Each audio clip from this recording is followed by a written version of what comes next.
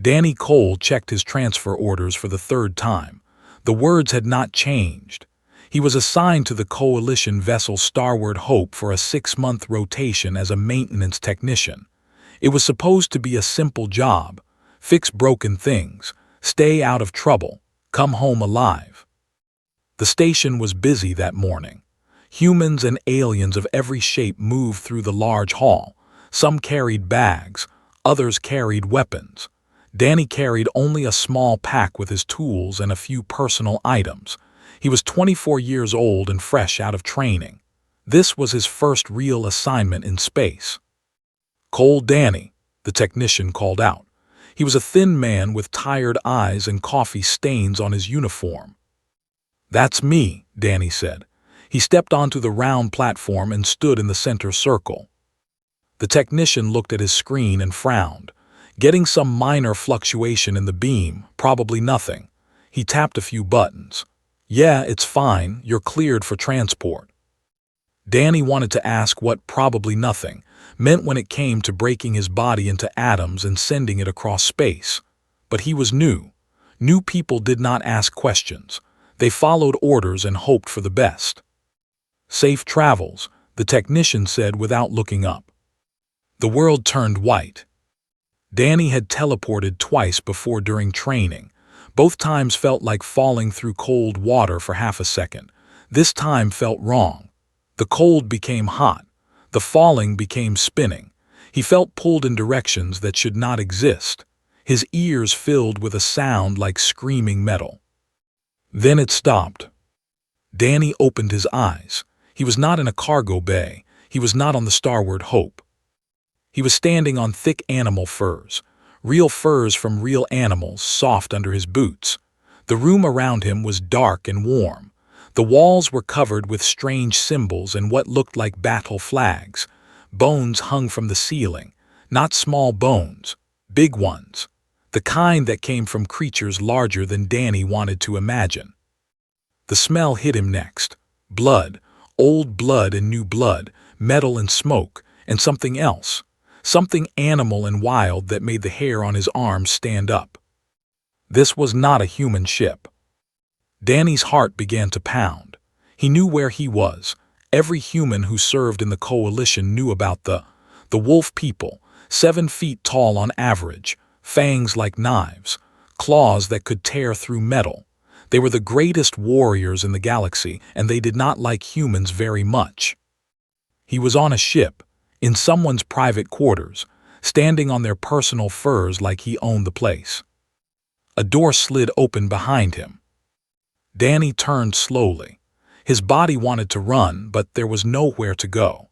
He could only stand and watch as the largest living creature he had ever seen stepped into the room. She was massive, at least 7 feet tall with shoulders twice as wide as his own. Her fur was silver-black like storm clouds at midnight.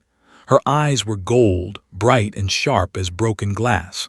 She wore a simple robe and her fur was wet. She had been bathing. Danny knew who she was. Everyone knew. Admiral, Supreme Commander of the Wolf Fleet, the most decorated warrior in 300 years of history. She had killed enemy generals with her bare claws. She had destroyed entire fleets. Rumors said she once executed an officer who spilled wine on her floor. And Danny was standing in her private quarters. He waited for her to roar, to lunge, to tear out his throat before he could even scream. That was what wolves did to intruders. That was the law of her people. But Admiral did not roar. She stopped. Her golden eyes moved over him slowly, from his shaking hands to his pale face to the maintenance patch on his shoulder. She breathed in deeply through her nose, reading his scent like a book. Then she smiled. It was the most terrifying thing Danny had ever seen. Her lips pulled back over fangs as long as his fingers. Each tooth was sharp enough to cut through bone. The smile was not friendly. It was the smile of a predator who had found something interesting. "Hope you survive, Rookie," she said. Her voice was deep and rough like stones grinding together, but there was something smooth underneath, something almost amused. Danny tried to speak. Nothing came out. His throat had closed up like a fist. Began to circle him. She moved slowly, her clawed feet silent on the furs. Danny felt her breath on the back of his neck, hot and damp. She was smelling him again. "You smell like fear," she observed. "Good, you should be afraid." She completed her circle and stood before him again. One clawed finger rose and pressed against his chest. The point of her claw did not break his skin, but Danny felt how easily it could. One small push and she would be inside his heart. "How did you get here, little human?" she asked. Danny managed to say. His voice came out as a whisper. "Malfunction. I was supposed to go to the Starward Hope. Something went wrong." His eyes narrowed. "Something went wrong," she repeated. "Yes, for you, something went very wrong indeed." She removed her claw from his chest. Danny let out a breath he did not know he was holding. "Do you know where you are?" she asked. "Your quarters, Admiral, on the Howling Moon." "Do you know what happens to those who enter my quarters without permission?" Danny swallowed hard. "They die." Smile returned. "They die," she agreed. "Slowly, usually. I am creative with intruders." Danny's legs were shaking now. He locked his knees to keep from falling. He would not collapse in front of her. If he was going to die, he would die standing. Something changed in the Admiral's eyes, a flicker of interest. She tilted her head like a curious dog. "You are not begging," she said. "Humans beg. They cry and plead and offer anything to save their small lives. Why are you not begging?" Danny did not have a good answer. The truth was that his brain had stopped working properly.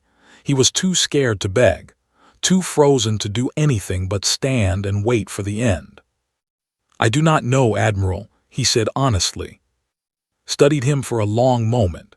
The silence stretched out until Danny thought he might break from the pressure of it.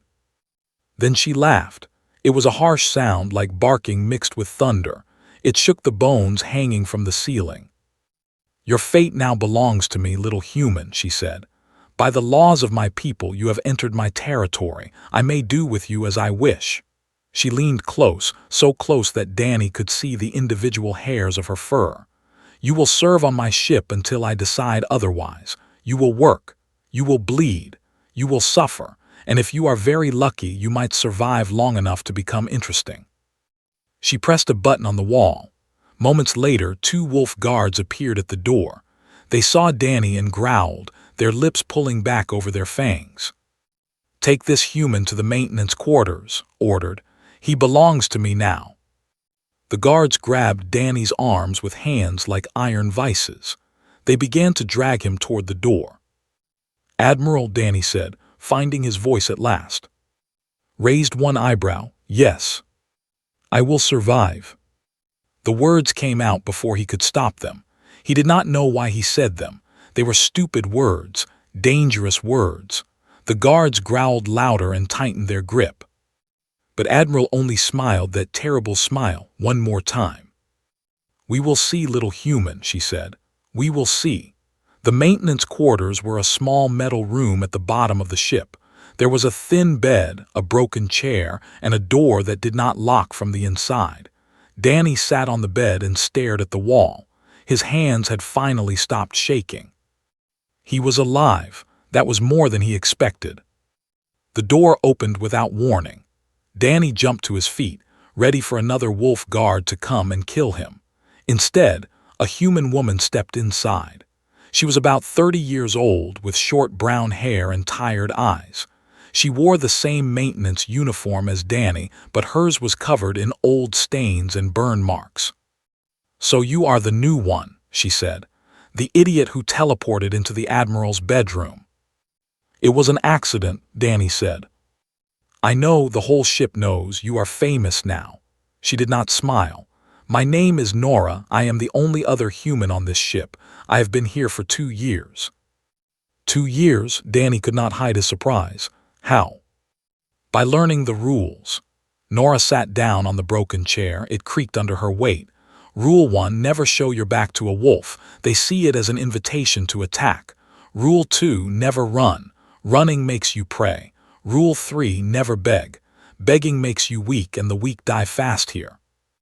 Danny nodded slowly. What is Rule 4? There is no Rule 4. Those 3 rules are the only things keeping you alive. Nora looked at him with something that might have been pity.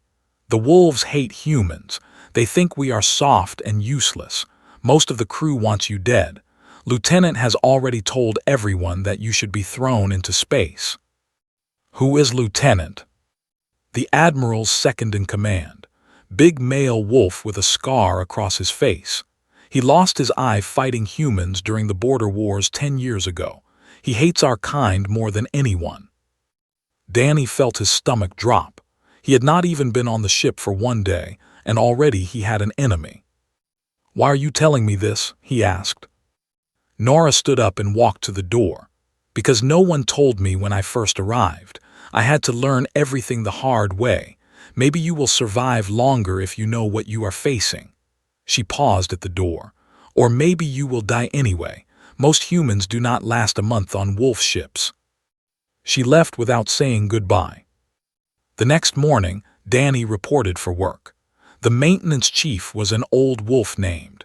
He had gray fur and walked with a limp from some old injury. He looked at Danny the way someone might look at a bug they were deciding whether to step on. You are the human, said. It was not a question. Yes, sir. You will work the lower decks, radiation cleanup, hull repairs, the jobs no one else wants. Handed him a worn tool kit. Do not break anything. Do not touch anything important. Do not get in anyone's way. Yes, sir. Danny took the tool kit and headed for the lower decks. The other wolves watched him go. Some growled. Others laughed. One young wolf spit on the floor as Danny passed. The lower decks were dark and hot. Pipes ran along the ceiling like metal snakes, some leaking steam, others covered in rust. Warning signs marked areas of high radiation. The floors were slick with oil and coolant. Danny understood why no one wanted to work down here. It was dangerous. The kind of place where people died in small, quiet ways. He started with a broken water pipe in Section 7. The repair was simple, but the pipe was located behind a tangle of wires and sharp metal edges. Danny squeezed into the space and got to work. By the time he finished, his hands were cut and bleeding, and his uniform was soaked with dirty water. He did not complain. He moved to the next job. Days passed. Danny worked from early morning until late at night. He ate the same food as the wolves, a thick gray paste that tasted like metal and salt. He slept in his small room with one eye open. He learned to walk with his shoulders straight and his eyes forward. He never ran. He never looked away when a wolf growled at him. The crew noticed. They did not like it. One evening, Danny was working on a broken cooling unit in Section 12. The area was empty and far from the main corridors, a perfect place for something bad to happen. He heard footsteps behind him, heavy footsteps, wolf footsteps. Little human, a voice said, all alone in the dark. Danny turned. 3 wolves stood in the corridor, young males with mean eyes and eager claws. The leader was the one who had spit at him on his first day. We do not like humans, the leader said. We do not like how you walk around our ship like you belong here. We do not like how the Admiral lets you live. Danny said nothing. His hands were empty. His tool kit was on the floor behind him, too far to reach. Says we should teach you a lesson, another wolf said. Show you what happens to soft little prey animals. The 3 wolves moved closer. Danny could smell their breath, hot and meaty, predator breath. He knew he could not fight them. 1 wolf was dangerous enough. 3 would tear him apart in seconds, but he remembered Nora's rules. Never run, never show your back, never beg. Teach me then, Danny said. His voice was steady. He did not know how, but I will not make it easy. The leader laughed. Brave words for a dead man. The first wolf lunged. Danny ducked under his claws and drove his elbow into the wolf's throat. The wolf choked and stumbled back. The second wolf grabbed Danny's arm and twisted. Pain shot through his shoulder. Danny kicked out, hitting the wolf's knee. There was a crack and the wolf howled. The third wolf tackled Danny to the ground. Claws raked across his back, cutting through his uniform and into his skin. Danny screamed. He reached up and grabbed the wolf's ears, then slammed his head forward. His forehead connected with the wolf's nose. Blood sprayed everywhere. The wolf rolled off, clutching his face. Danny tried to stand, but his legs would not work. He could feel blood running down his back. His vision was going gray at the edges. The leader recovered first. He stood over Danny with murder in his eyes. "Now you die, human." "Stop it." The voice was quiet but carried the weight of a command. All three wolves froze. Commander stepped out of the shadows. The old wolf looked at the scene with cold eyes. He took in the blood on the floor, the injured wolves, and Danny lying in the middle of it all. "Return to your quarters," told the three attackers. "Now." They wanted to argue. Danny could see it in their faces, but something in his voice allowed no argument. They retreated, growling and limping, leaving Danny alone with the old commander. Looked down at Danny. His expression was unreadable. "You should be dead," he said. "I know," Danny whispered. 3 wolves against 1 small human. You should not have lasted 10 seconds. Danny coughed. Blood spotted his lips. "I do not know how to give up." Was silent for a long moment. Then he reached down and grabbed Danny's arm. He pulled the injured human to his feet with surprising gentleness. "Medical bay is on deck 5, said. "Try not to bleed on my floors." Danny limped away, leaving a trail of red drops behind him. His back burned with every step, but he walked. He did not crawl. He did not ask for help. Somewhere on the ship, Admiral watched through the security cameras. She saw the fight. She saw the aftermath. She saw the small, bleeding human walking through her ship with his head held high. She did not smile this time, but she leaned forward in her chair, her golden eyes bright with interest. The human was still alive, and that was becoming very interesting indeed. 3 weeks passed. Danny's wounds healed into thick scars across his back. He wore them without shame. In wolf culture, scars meant survival. They meant strength. The crew still did not like him, but they had stopped spitting when he walked by. Small victories. Danny learned the ship like he learned his own heartbeat. He knew every corridor, every maintenance tunnel, every broken pipe and faulty wire. The Howling Moon was old but powerful, a warship built for blood and battle. Danny kept her running. Nora visited him sometimes in the maintenance quarters. They would share a meal of the terrible gray paste and talk about home. She had a sister in Colorado. Danny had a mother in Ohio who still sent him letters that never arrived on wolf ships. "The crew is talking about you," Nora said one evening. "They say you are too stubborn to die." "Is that a compliment?" "On this ship, it is the best compliment you can get." She looked at him with something new in her eyes. Respect, maybe. "Commander told the Admiral about your fight. 3 against 1 and you still drew blood. That means something to wolves." Danny shrugged. "I just did not want to die." That is the most human thing you could say. The next day, everything changed. Danny was working in the engine room when the alarm sounded. Not the soft alarm for minor problems. The loud one. The one that meant someone was about to die. He ran toward the sound. The plasma conduit on deck 3 had cracked. Superheated gas was spraying into the corridor, hot enough to melt steel. 3 wolf engineers stood at the end of the hall, unable to get close. Their fur was smoking from just being near the heat. "We cannot reach the manual shutoff," one of them shouted. "The temperature is too high."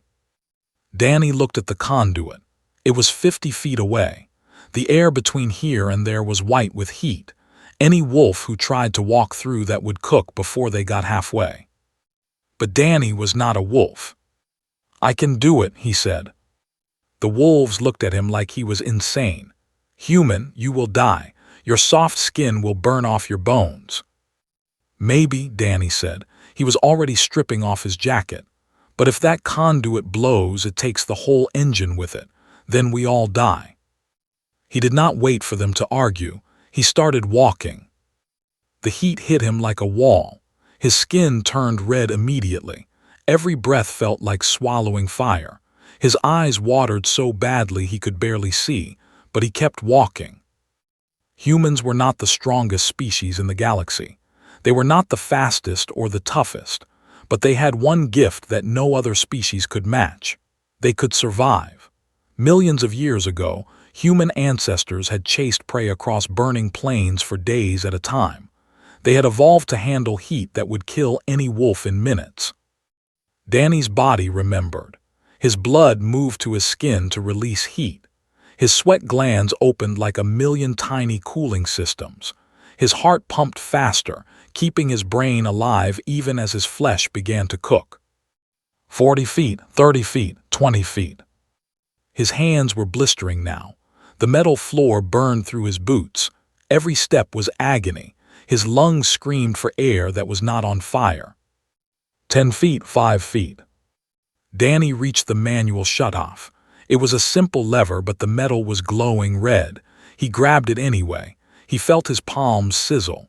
He smelled his own flesh cooking. He pulled. The lever moved. The plasma flow stopped. The white heat began to fade. Danny collapsed. He woke up in the medical bay. His hands were wrapped in thick bandages. His face felt tight and strange. A wolf doctor was standing over him, checking readouts on a screen. "You are awake," the doctor said. He sounded surprised. "You should not be awake. You should not be alive." "I get that a lot," Danny whispered. The door opened. Commander walked in. He looked at Danny with an expression that Danny could not read. Not anger, not disgust, something else. "The engine is safe," said. "You saved it. You saved the ship." "Just doing my job, sir." Moved closer. "No, that was not your job. Your job is to clean pipes and fix broken lights. Walking through fire is not in your orders." The old wolf sat down in a chair next to Danny's bed. "Why did you do it?" Danny thought about the question. His brain was still fuzzy from pain and medication, but the answer came easily. "The ship needed it done," he said. "I could do it. No one else could. Simple math." Stared at him for a long time. The silence was heavy but not uncomfortable. Finally, the commander stood up. "I have served on this ship for 30 years, said. "I have seen many things, brave things and terrible things. I have never seen anything like what you did today." He paused at the door. "You are strange, human, strange and dangerous in ways I do not understand." He left without another word. Danny closed his eyes and slept. 2 days later, he returned to work. His hands were still healing, wrapped in clean bandages that he changed 3 times a day. The wolf crew watched him walk through the corridors. No one growled. No one laughed. They just watched. Something had changed. Lieutenant found Danny in the maintenance tunnels that evening. The big wolf blocked the corridor, his one good eye fixed on Danny's bandaged hands. "I heard what you did," said. His voice was a low growl, running into fire like a fool. "Someone had to do it." "Yes, someone did," moved closer. Danny held his ground even though every instinct screamed at him to run. "I have hated humans my whole life. You are weak, soft. You do not belong among warriors." Danny said nothing. There was nothing to say. "But I am beginning to wonder," continued. "Maybe I was wrong. Maybe there is something in your kind that I did not see before." He leaned close, so close that Danny could see the old scar tissue where his missing eye used to be. "Do not make me regret doubting myself, human. If you fail, if you show weakness, I will kill you myself." "I understand, sir." Held his gaze for a moment longer. Then he stepped aside and let Danny pass. That night, Danny found a package outside his door. Inside was a new pair of gloves made from thick wolf leather. They would protect his healing hands while he worked. There was no note, no name. But Danny knew who had sent them. He pulled on the gloves and went back to work. The ship was not going to fix itself. Miles away in her private quarters, Admiral reviewed the security footage from the engine room. She watched the small human walk into the fire. She watched him grab the glowing lever with his bare hands. She watched him fall. "Interesting," she said to the empty room. "Very, very interesting." She saved the footage to her personal files. She had a feeling she would want to watch it again. The message came at midnight. "All hands to battle stations. Enemy fleet detected." Danny had been sleeping when the alarm screamed to life. He was on his feet and running before his brain fully woke up. The corridors were filled with wolves moving fast and quiet. No panic, no fear, just cold, deadly focus. He found Nora at the communications station on Deck 7. Her face was pale but steady. "Collective," she said, 30 ships. They were hiding behind a moon. We walked right into their trap." Danny knew about everyone did. They were insects, giant bugs with hard shells and no mercy. They did not take prisoners. They did not negotiate. They ate their enemies alive. "How bad?" Danny asked. "Bad, they outnumber us 3-1. Nora turned back to her screens. "Get to your station. Keep the ship running. We are going to need everything working if we want to survive this." Danny ran for the lower decks. The battle began 20 minutes later. Danny felt it before he heard it. The whole ship shook as weapons fired. Explosions echoed through the hull. Lights flickered. Steam burst from damaged pipes. He worked faster than he had ever worked in his life. A power line went down on Deck 4. Danny fixed it. A coolant leak started in Section 9. Danny sealed it. A wall blew inward from enemy fire, nearly crushing him under twisted metal. Danny crawled out and kept moving. The ship screamed around him. Metal groaned. Fires started and spread. Wolves ran past, some heading to fight, others carrying wounded. The air filled with smoke and the smell of burning fur. Danny did not stop, could not stop. If the ship died, everyone died. Hours passed, or maybe it was minutes. Time lost meaning in the chaos. Danny's hands were black with grease and red with blood. His lungs burned from smoke. He could barely see through the tears in his eyes. Then the worst sound he had ever heard filled the air, the boarding alarm. "Hull breach on Deck 2, a voice announced over the speakers. "Enemy forces inside the ship. All combat personnel respond." Deck 2 was close, too close. Danny could hear it now. The clicking, chattering sound of soldiers moving through the corridors, the screams of wolves caught in the first attack. He should run, he should hide. The maintenance tunnels would take him far from the fighting. He could wait there until it was over.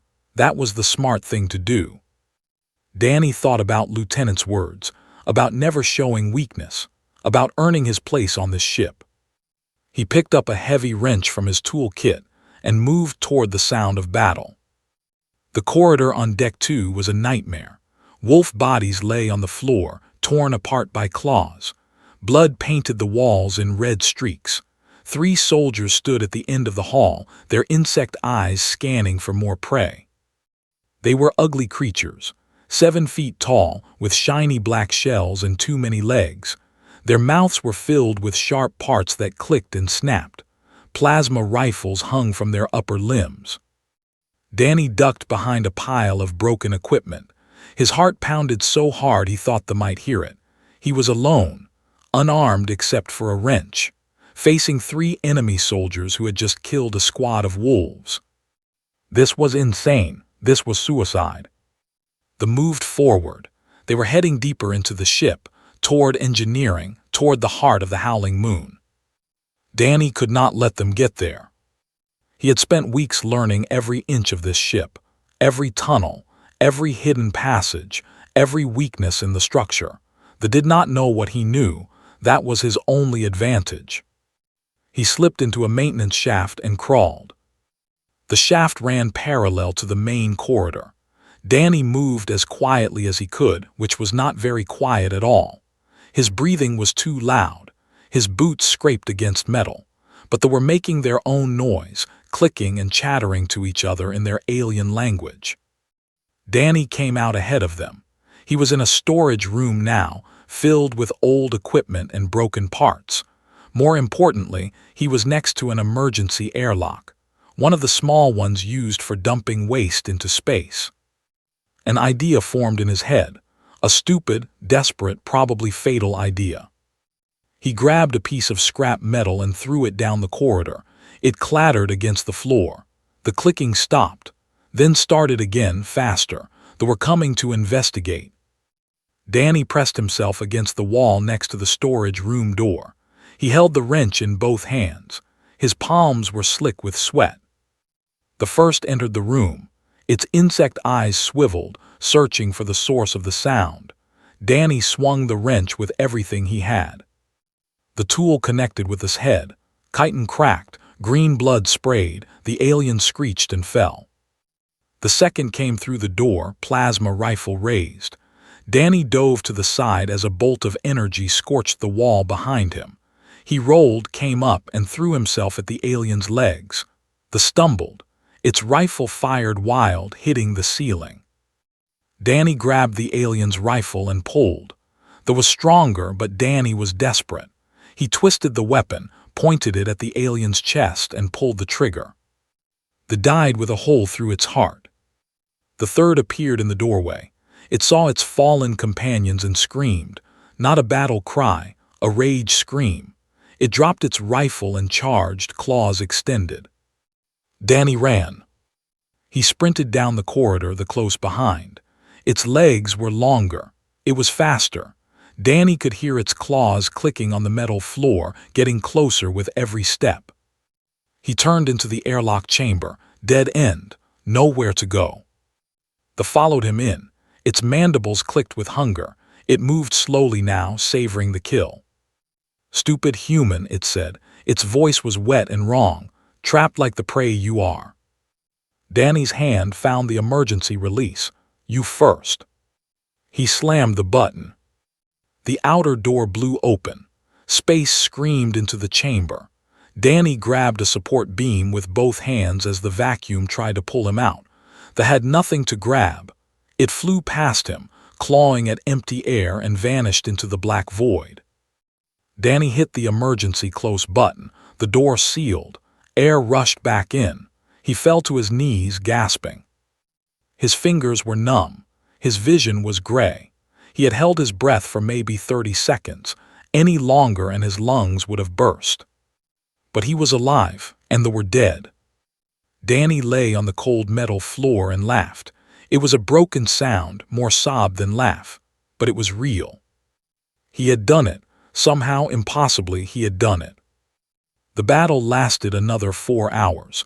Danny did not fight again. He went back to work, fixing what was broken, keeping the ship alive. By the time the last ship retreated, the howling moon was barely holding together. Half the crew was dead or wounded. Entire sections were open to space. But they had won. Danny collapsed in a corridor somewhere on Deck 6. He did not remember which one. His body finally gave out and the darkness took him. When rescue teams found him hours later, he was still holding his wrench. His fingers would not let go. Danny woke up in the medical bay. Again. He was starting to get familiar with the ceiling. "You need to stop doing this," the wolf doctor said. He was checking Danny's vitals on a screen. "Humans are not supposed to survive the things you survive." "I will try to be more careful," Danny said. His voice was rough. His whole body felt like one giant bruise. "No, you will not," the doctor shook his head. "I have read your file. Careful is not in your nature." Danny tried to sit up. Pain shot through his ribs, his shoulders, his everything. He lay back down. "The battle," he said. "Did we win?" "We won. They are gone. The ship is damaged but alive." The doctor paused. "Thanks in part to you, I am told. The security footage from Deck 2 is interesting." Danny closed his eyes. He did not want to think about Deck 2. About how close he had come to dying in the cold vacuum of space. "There is something else," the doctor said. "Lieutenant was here earlier. He left something for you." Danny opened his eyes. On the table next to his bed was a small metal disc. He picked it up with shaking fingers. It was heavy in his palm. Strange symbols were carved into its surface. "What is this?" "A battle token," the doctor said. His voice was strange, quiet. "Given only to proven warriors, only to those who have drawn blood in combat and lived." He looked at Danny with something new in his eyes. "In 30 years of service, I have never seen one given to a human." Danny stared at the token. It was still warm from someone's hand. The wolf who hated humans, the wolf who wanted him dead, that wolf had given him this. "He said to tell you something," the doctor continued. "He said you fought." Danny's throat tightened. 2 words, simple words, but coming from they meant everything. He held the token against his chest and closed his eyes again. When he opened them, the doctor was gone. The summons came 3 days later. Admiral wanted to see him, in her quarters, the same quarters where this whole nightmare had begun. Danny walked through the ship slowly. His body was still healing, every step hurt, but he walked with his head high and his shoulders straight. Wolves nodded as he passed. Some even stepped aside to let him through. Everything had changed. He had changed. The door to the Admiral's quarters slid open. Danny stepped inside. The room looked different than he remembered. Cleaner. The bones still hung from the ceiling and the battle flags still covered the walls, but someone had added a human chair to the corner. A small thing, but Danny noticed. Admiral stood by the window. Stars filled the view behind her, cold and endless. She turned when Danny entered. "You came," she said. "You summoned me, Admiral." Smiled, that same terrible smile with all those fangs, but Danny was not afraid of it anymore. He knew what it meant now. "3 months ago you stood in this room shaking like a leaf," said. She walked toward him slowly, her claws clicking on the floor. "A scared little human who had stumbled into the wrong place at the wrong time. I gave you a choice, survive or die." "I remember," Danny said. "You could have died a dozen times since then. Every moment you stayed on my ship was borrowed time. The crew wanted you dead. The work was designed to kill you.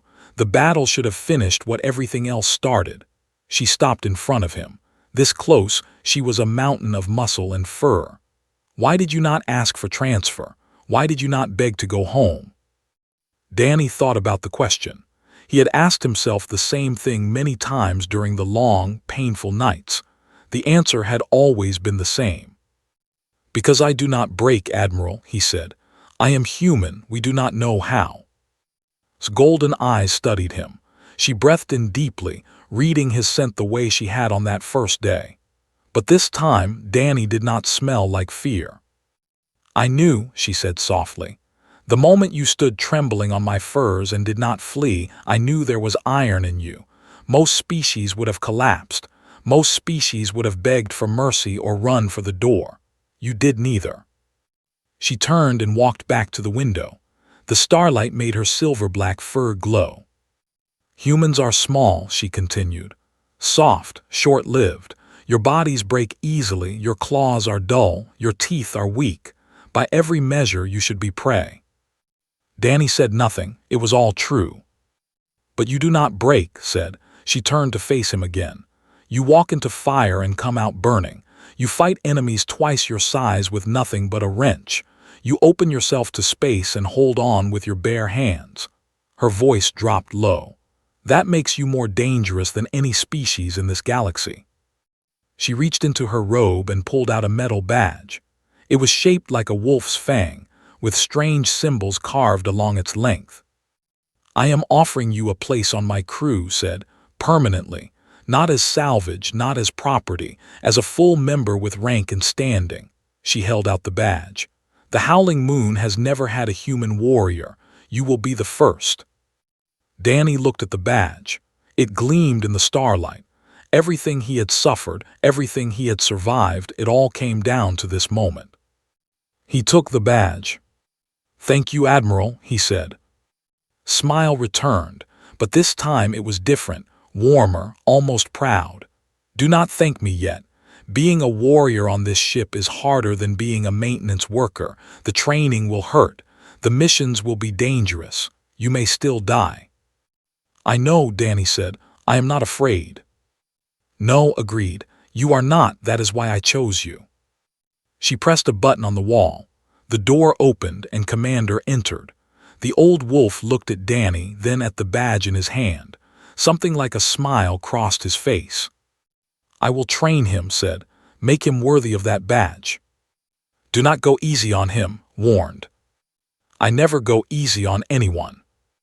Danny followed out of the room. At the door he paused and looked back. Admiral had turned to the window again, watching the stars. "Admiral," Danny said. She did not turn around. "Yes. I told you I would survive." Laughed, that harsh barking sound that shook the bones on the ceiling. "Yes, little human, you did." Danny left the room with his head held high. Nora was waiting in the corridor. She saw the badge in his hand and her eyes went wide. "Is that what I think it is?" she asked. "Full warrior status," Danny said. "First human ever." Nora stared at him for a long moment. Then she grinned, wider than Danny had ever seen her smile. "I told you survival was possible," she said. Danny laughed. The sound surprised him. He had not laughed in months, not really. But now, standing in the corridor of a wolf warship with a warrior's badge in his hand, everything felt different. He was still human, still small and soft and short-lived, but he had proven something to the wolves, to himself, to everyone. Humans did not break. Behind him, through the viewport, the stars stretched out forever, endless and cold and full of danger. Somewhere out there were more battles to fight, more enemies to face, more chances to die. Danny was not afraid. He put the badge in his pocket and walked toward his new life. The howling moon hummed around him, damaged but alive. His ship now, his home. And somewhere in the dark, watching from her window, Admiral smiled her terrible smile. She had found something rare, something dangerous, something human. The galaxy was not ready.